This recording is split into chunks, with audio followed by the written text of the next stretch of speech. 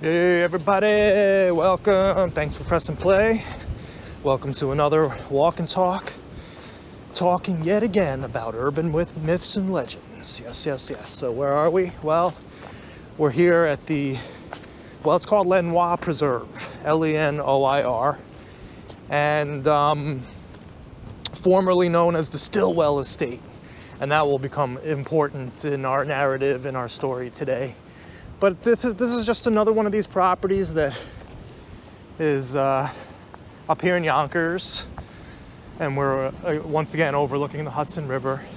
And actually, for those of you who are old school heads of the series, I've been to this place a couple times. And actually, that's sort of what brings me up here again, in the sense that I am in re-exploring or re-examining mode with this whole issue of satanic activity in Untermeyer Park, and now, of course, in the greater environs, because this place was allegedly the scene of another ritual taking place in 1979. So we're going to be up here, and we're going to talk a little bit about that. And just this whole issue of, like, what was Maury Terry and company doing in this period of 1979, when all of these articles were coming out in various Westchester environs newspapers through the Gannett chain about the Son of Sam case reopening and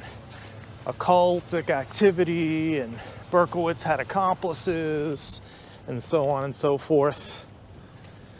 Just a ton of articles coming out around that time, 1979.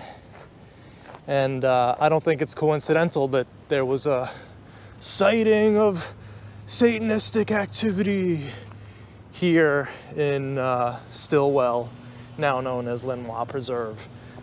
So we're back up here and we're re-examining this. And I think that this is fun and cool, and gets us back up here once again to see these beautiful areas, which are, it's a beautiful day today. It just finished kind of raining, a lot of saturated soil, couldn't really garden.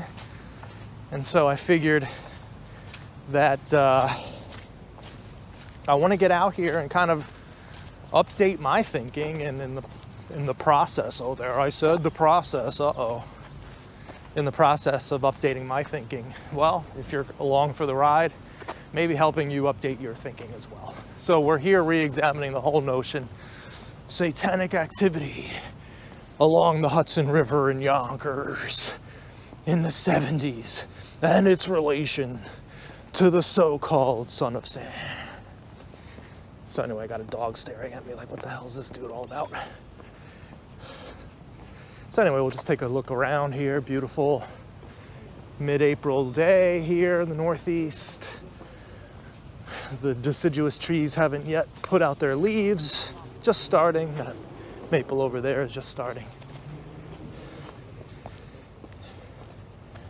And we'll go take a look at the butterfly garden here as well, because early spring gardens are always fun to look at and see the gardens before they emerge. And so we'll kind of have that little pleasant diversion as well.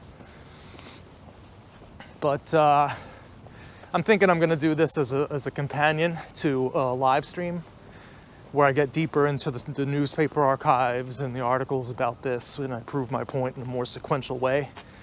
But today will just be a stream of consciousness, kind of talking about this issue, talking about the whole re-examining of the Son of Sam case in light of the fact that, well, we know that Maury lied through his teeth at this point.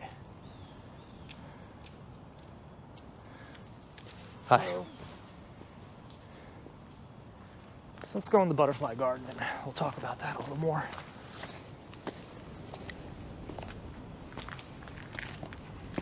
So yeah, at this point, it's like we don't even need to discuss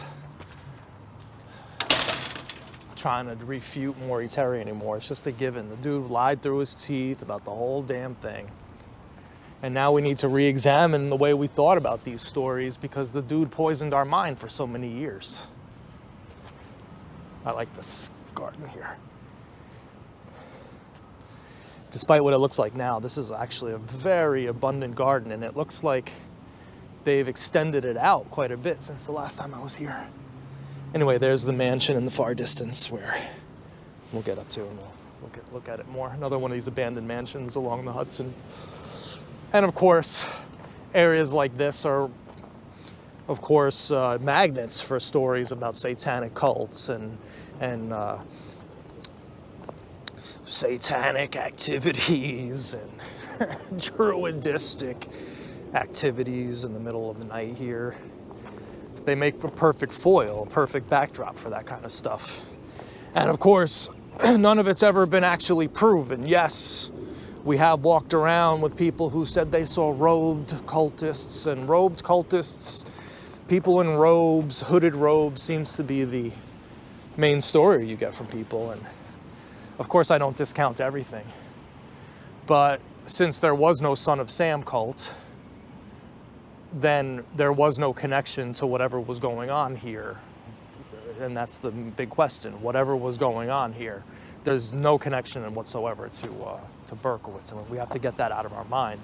So we have to examine these stories on their own and figure out what actually happened here versus the urban myth and legend. And of course, how Maury Terry used these stories to craft a narrative. And then, of course, that begs the question, did Maury Terry invent these stories? Because it wouldn't be the first time that dude actually invented stuff. I mean, we know when he was trying to prove the whole point with the Dupay suicide as somehow being connected to Son of Sam, the dude actually wrote himself a letter, and I think it's pretty much agreed by all the true Son of Sam heads out there, the ones who actually know this case, the ones who've examined the evidence, the deep evidence, where we're looking at these letters that Maury claimed were written by anonymous people, and they have his voice. And they're written with, in some cases, the same typewriter he used.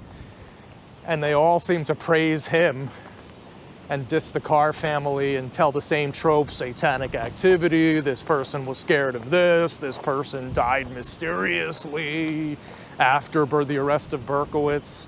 Everyone's dying mysteriously, there's satanic cults in every section of the woods, yet nobody before this ever heard of that activity. So we have to actually ask ourselves in this case, did this stuff that Maury Terry wrote about in his wider coterie, his wider circle, did it actually occur? And I'm going to examine that in this video and more deeply in our live stream. So anyway, let's take a look around. I'm just talking. Here we have some form of apple blossom or crab apple tree, not quite sure. Looks like a crab apple. This is just a bucksheet forsythia over here, nothing special, it's already done. And here we have our walls of spirea. Spirea is very beautiful. Still has the, actually that might be the new leaves coming out. Yeah, definitely the new leaves coming out. So this is the butterfly garden, and of course filled with all sorts of perennials here that will emerge. Not too long from now, burst forth into the sunlight and take all those nutrients from the soil and turn them into plant material, which then the butterflies will be attracted to.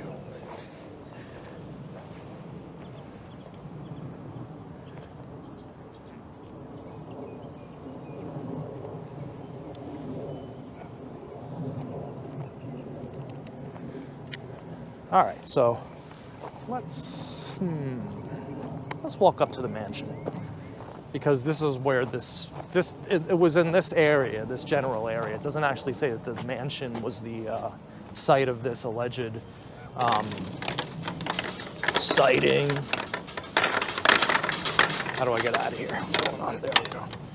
And of course, what I'm talking about is a November 1979 article. I believe it's on the 19th. Actually, let me confirm that. Yes, I do have this article with me because I do want to get this stuff right. November 14th, 1979. Officer Watch Satanic Rite. And that, of course, took place in this park right here. Here, Lenoir, formerly the Stillwell Estate. And the scene of one of these other mansions here, which we will walk up to in a little bit. And of course, overlooking the Hudson.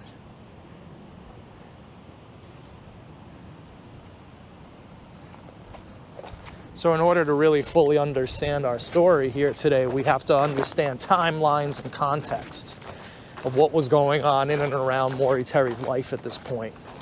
So we're talking about the 1979 period, and of course, we're talking about a period of furious activity in 1979, particularly October and November 1979. Now, 1979, the entire year of 79 was filled with stories by Maury Terry and the Gannett newspapers about reopening the case and this and that. I'm not quite sure. He was talking about stuff earlier in the year, but it was really later in the year, come October, November, when things ramped up. And this campaign started in Gannett newspapers to really push the theory that Berkowitz had help.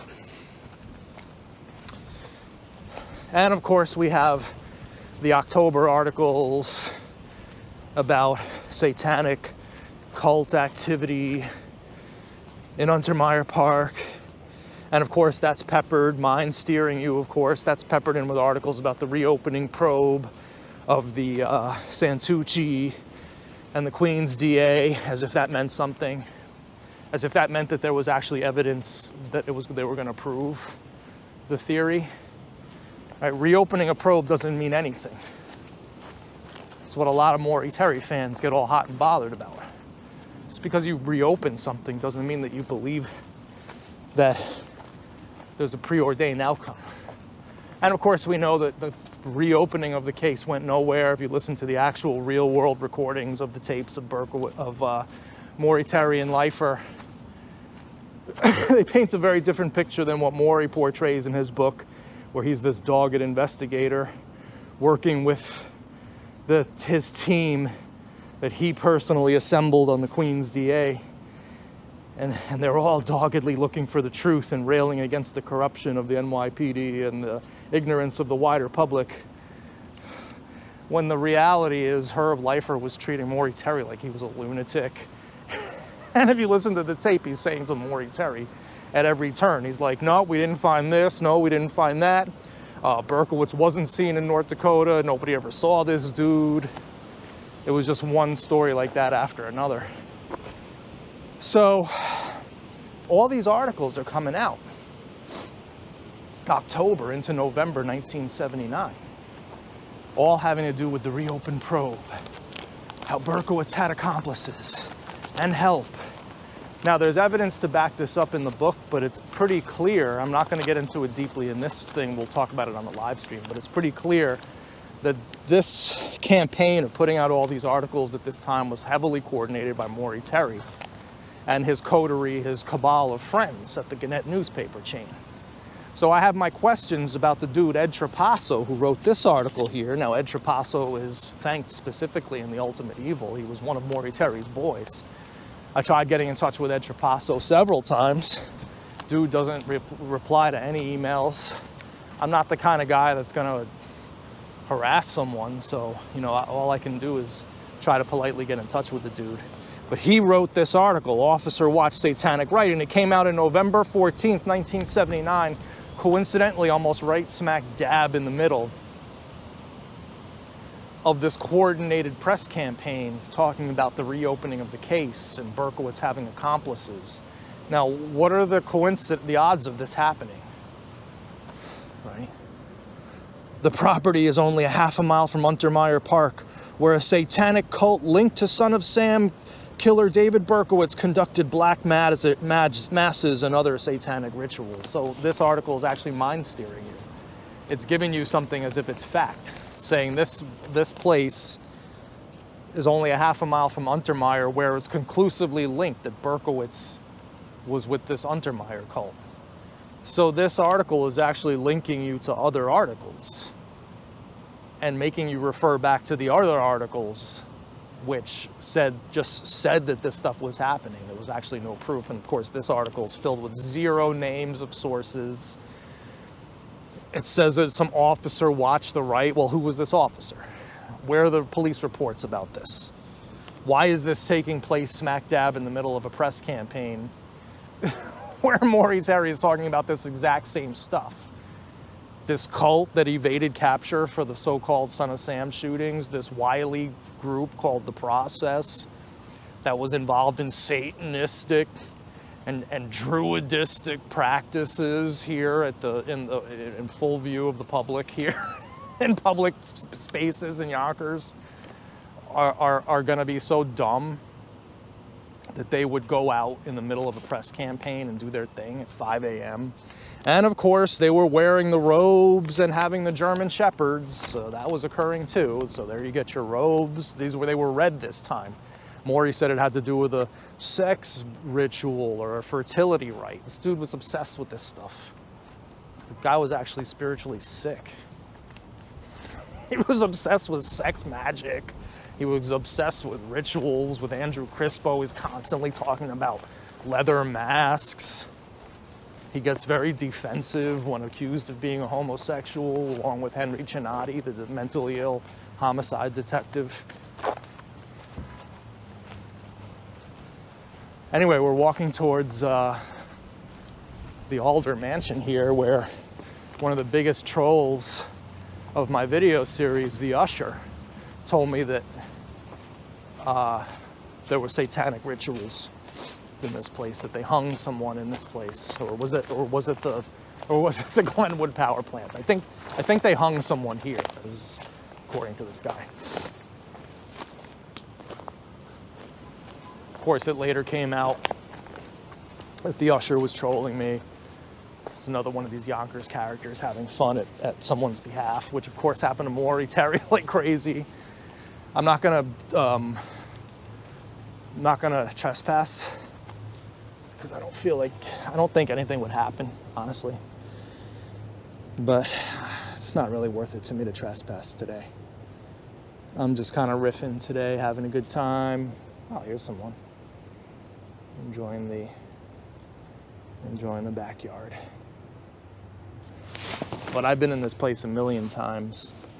Back in the early 2000s, there was a caretaker here named Bob who used to let me and my friends in. And we've been up to the roof, walking to the roof up there in that window right there. That's a pool, huge pool. It's really cool. And, you know, like a family lived here. You could turn this place into an apartment for hundreds of people, but like one family lived here back in the day.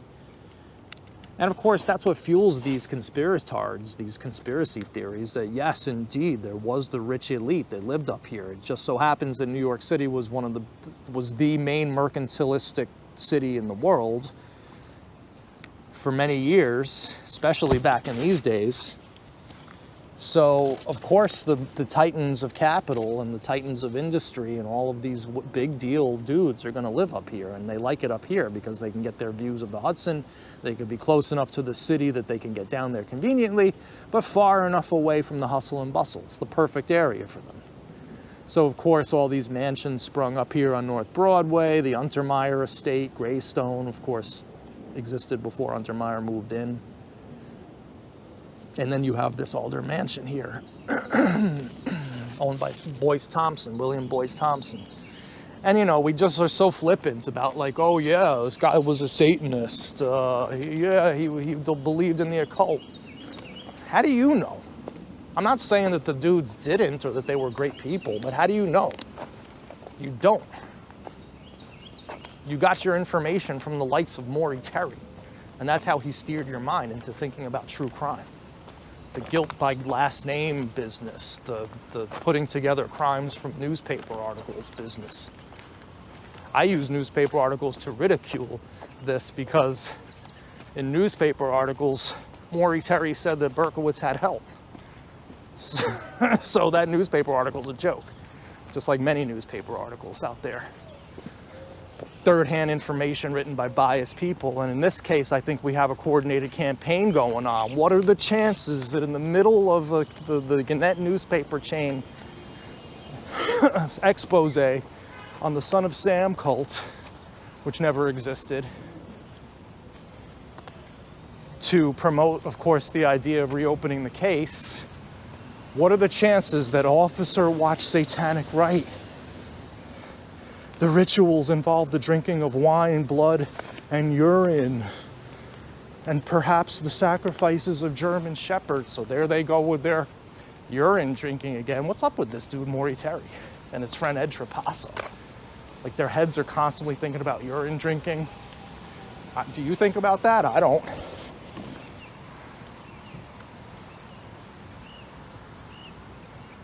Another beautiful weeping willow. That, of course, overlooks the Executive Boulevard Valley here in Yonkers, with the famous Yonkers water tower in the distance.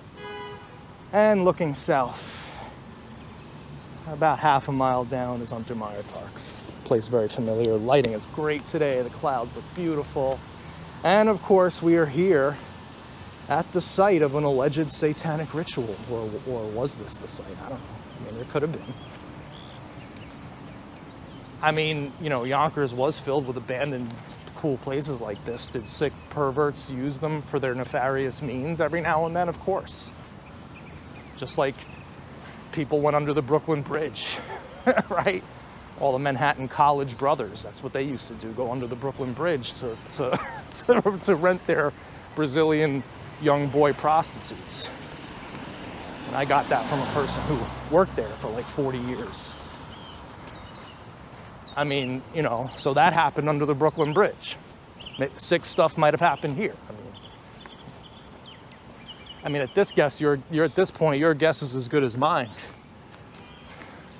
But the point that I'm trying to make here in this walk and talk companion to our live stream, where we get into more details about the chronology and timeline of the articles, is that this alleged sighting takes place smack dab in the middle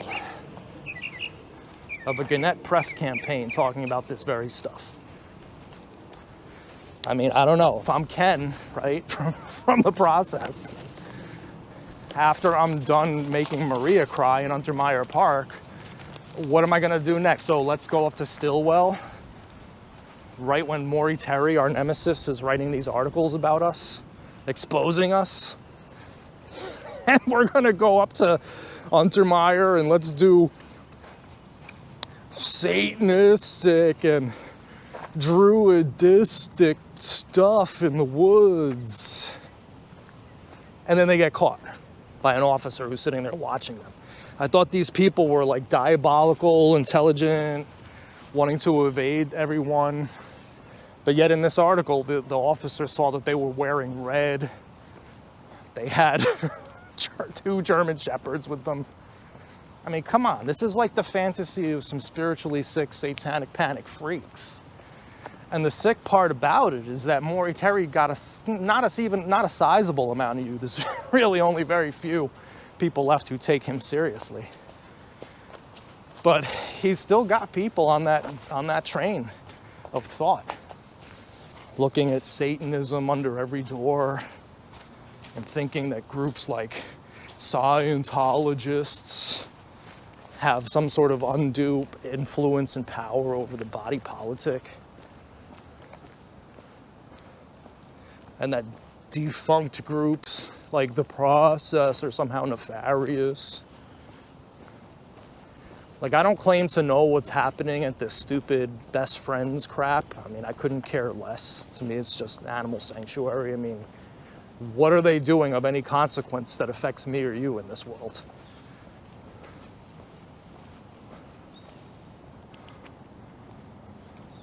I'll tell you what the answer to that is. Nothing. Because most of it's probably just more of this crazy fantasy inspired by your heroes, Maury Terry. The guy who was either the most vicious liar out there due to his lies about, like, just take Billy the artist, and that's all we need to fall back on at this point. Or he was the worst vetter of information there was on the planet Earth.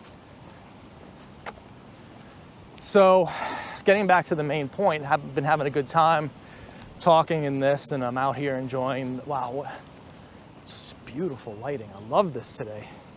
So glad I came out. Taking all y'all along with me for the ride, old school style. But we're melding the old school with the new school, my brothers and sisters. Why? Because now we finally figured out this case. When we started, we were walking around actually thinking Maury Terry's drunken fantasies were real. I was actually talking about Harvey, John Wheaty's car being a rapist and suffocator of young girls. I had no idea, of course, of Berkowitz's apartment letters came out.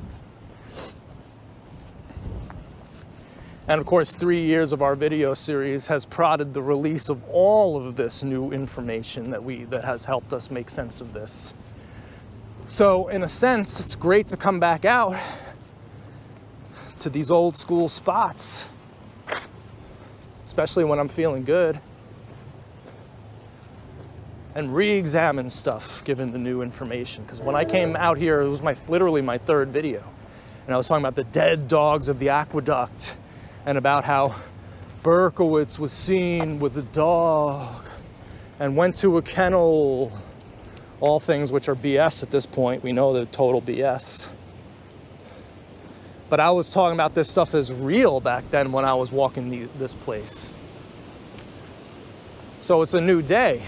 Now we know that Maury Terry was a liar, manipulator, a drunken abuser, a chain smoker, a wig wearer, snap suture lover. Guy who'd send you 1,500 feet this way when he meant 1,500 feet that way. Dude who was obsessed with Satanism and Druidism. A guy who constantly was talking about urine drinking, and blood sacrifices. Where was this shit actually taking place? Because nobody ever saw it besides Maury Terry and his coterie of friends, who all seem to be repeating the same tropes in their articles and referring back to the very articles that they're trying to promote. Yeah, a satanic cult is going to come out here in the midst of a press campaign about satanic cults at Untermeyer Park. Okay, guys, if you want to think the real world works that way, that's on you. So this is the former Elizabeth Seton College, and we're having fun today here at Lenoir Preserve.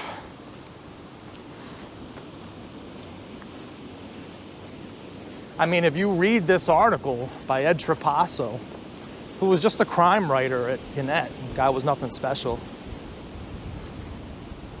It reads like softcore porn for you spiritually sick freaks that are still into this crap.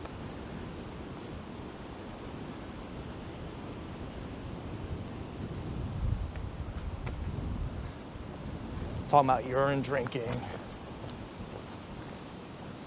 I mean, who in their right mind wants to wallow in this world? Urine drinking, satanic cults, rituals. I mean, I remember wallowing it back when I actually believed in this stuff, and I didn't have this new information to update my operating system like any reasonably intelligent adult. I used to wallow in this, and let me tell you something, it didn't get me very far, and it didn't make me feel very good. And it made me feel as if I personally had no power in this world.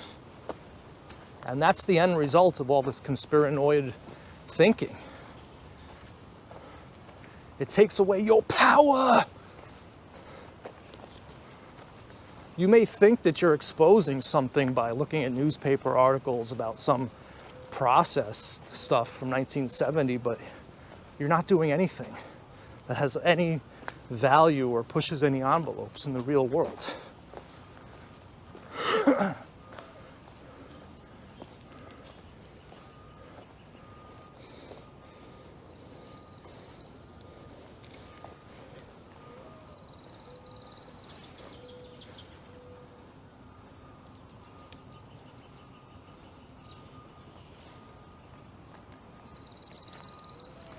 All you're doing is repeating tropes given to you by Maury Terry, who got his from Billy the Artist.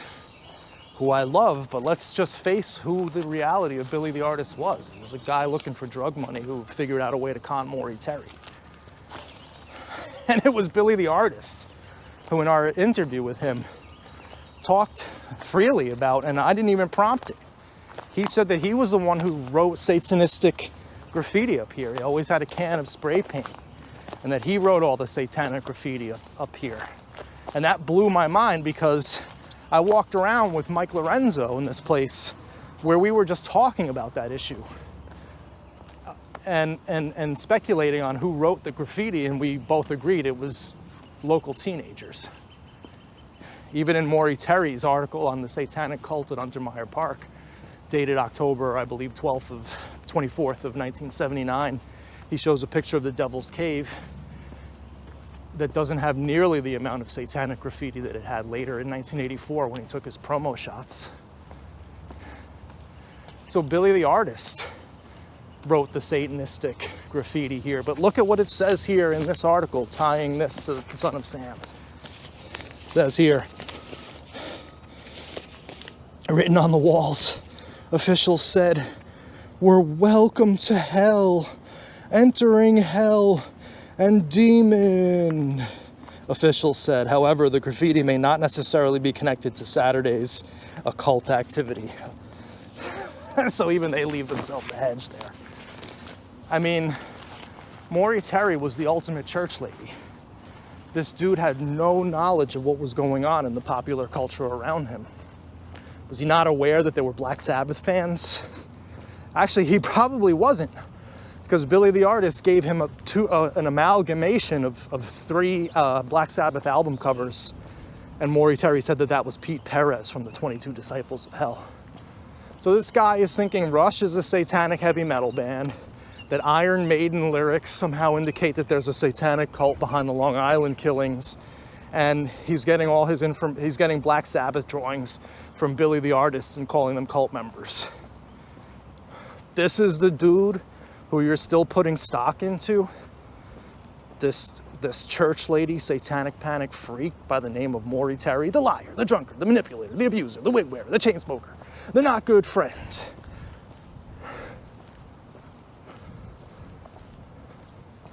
I mean, get the F out of here. So we're re-examining. So what took place here at the Stillwell Estate in 1979? I'll tell you what I think happened. Abso-freaking-lutely nothing. I think that this article was completely made up. And it was used to sell the notion that Maury was peddling back in this era, and of course for the rest of his life, that there was satanic cult activity here in Yonkers that was directing the hand of David Berkowitz. And not only that, that this alleged satanic cult started out in the early 1950s with an eye doctor who was into sex rituals with children. There he goes, talking about sex rituals with children again, this guy. If you read Maury Terry's files, with Brother John's testimony, another total charlatan who was most likely selling his story to Maury Terry, it's not even softcore porn. It's hardcore, like, porn, dealing with Satanism and kids. It's actually sick stuff. I couldn't read them without getting sick. I mean, not literally, I didn't vomit. But it was disgusting. I was disgusted for Maury Terry. I was embarrassed. I was sitting there going, we actually believe this crap at one time?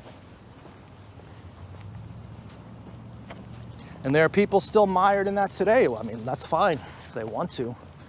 Billy the Artist doesn't go away, and the pictures of Gimel Ishby and Amidus don't disappear because you don't want to accept that they exist. Gimel Ishby, Gimel Ishby, do. Yes, it was Gimel Ishby that broke through. It's actually quite crazy to me how that all went down. I mean, I knew the power of Billy as soon as I met the dude and walked out of that first interview. I knew the power of Billy. I knew the absolute bomb that I had in this camera that I'm holding right now, that was going to be unleashed upon the Son of Sam truth community, and of course the Son of Sam freakazoids known as Maury Terry fans. It's been very entertaining to see the absolute crazy levels of cope people are going through to deny the obvious, that we were sold a bill of goods for comic book art and a couple $1,000s in drug money. So anyway, I think that this is probably about where we should leave it.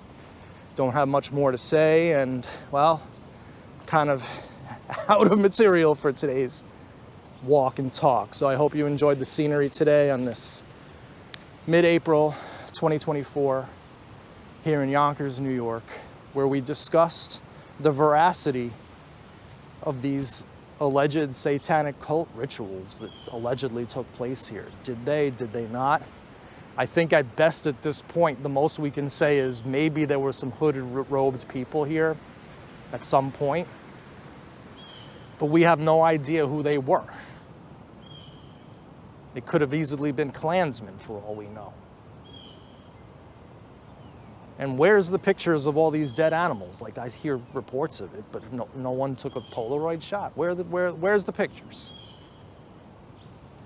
And of course, the big question, where are all these mass graves of dead children trafficked from 42nd Street? Because James, his mayoralty boots, his honor, Martin Rothstein of Minnesota, said that there was somehow activity up here. He's talking about lying on a bench, watching all this activity. There's no bench in the middle of the woods of Van Cortlandt Park. What's this guy even talking about? So there's a lot of Hoosow going on by the usual suspects, the coterie, the cadre, the cabal around Maury Terry, and I, for one, am absolutely sick of it, and that's why we're exposing it. And we are re-examining our previously held notions about these places that we once visited under very different circumstances and pretenses. All right, guys. Thank you so much, and we'll see you next time.